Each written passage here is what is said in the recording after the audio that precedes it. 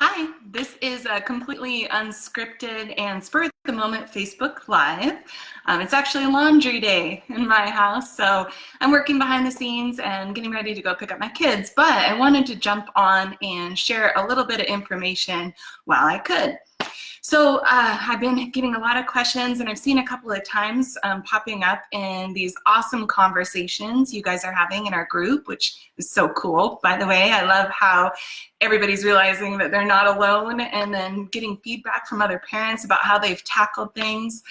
There's some brilliant stuff in there. So even if you aren't part of a post, I highly recommend taking the time to read through and see what sort of information you can take away from our posts and interaction. So group's going well so far.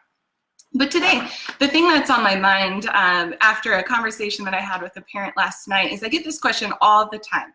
How does my teenage daughter get on stage and perform or be in a musical or sing off Broadway and shine, brilliantly shine, and then get off the stage and sort of fade into the background?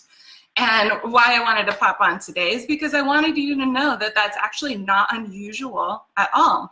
And there's a pretty straightforward answer as to why. So I still think I'm alone here, but if you're out there and listening, say hi so that I know I'm talking to someone. Otherwise, watch it when you can, no big deal.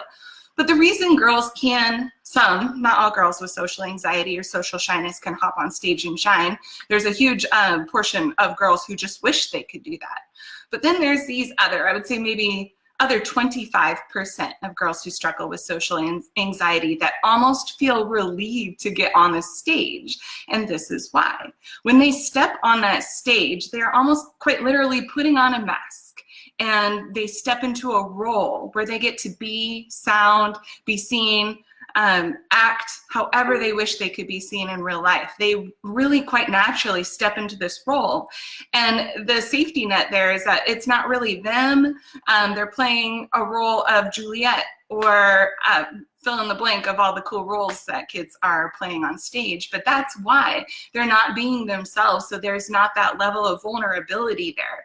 They can basically break out of this prison that social anxiety holds them in and get on stage and be whoever the heck they want. And it's a glorious feeling, and it's not a bad thing whatsoever.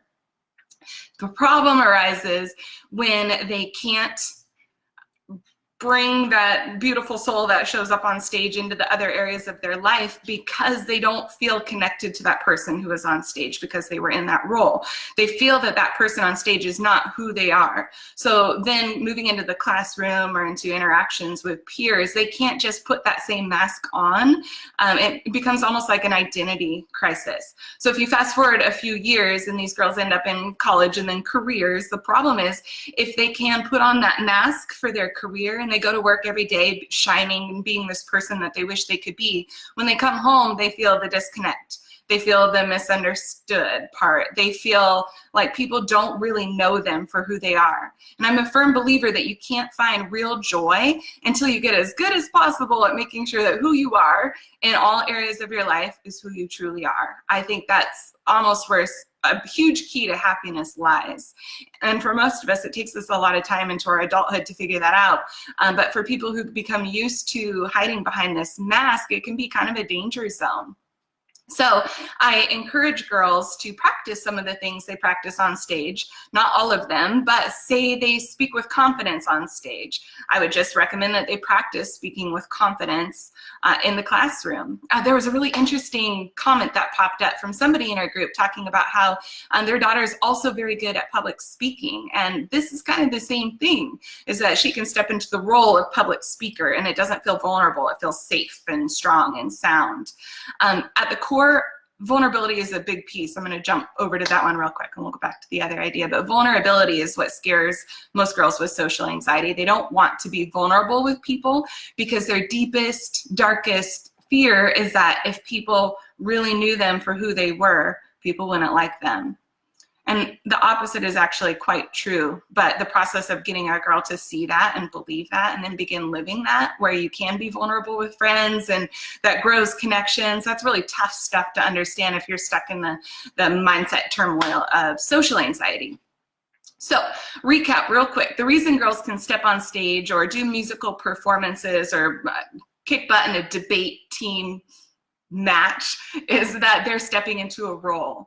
The problem comes from that when they can't be who that person they want to be is. So that's the disconnect for them. And as parents, I know that it's kind of hard to understand, well, why can you do that on stage, but then you can't do that in the classroom? So today was just a quick, I want you to understand that. So hopefully that's clear. I still think I'm by myself, but the idea is hopefully clear. And now I'm going to go back to my laundry. I'm going to hop in my car and go pick up my kids. But there is a huge connection between an Oscar-winning actress and girls with social anxiety. Now, if we could just get them to embody who they are on stage and who they want to be and go out into the world and shine bright like we know they can, that would be great. And as always, if you want to chat more, I put a link. You can always reach out to me, PM me, whatever I can do to help. I am here to serve, and I'm happy about that. So happy Thursday. Take care, and we'll talk tomorrow. Bye.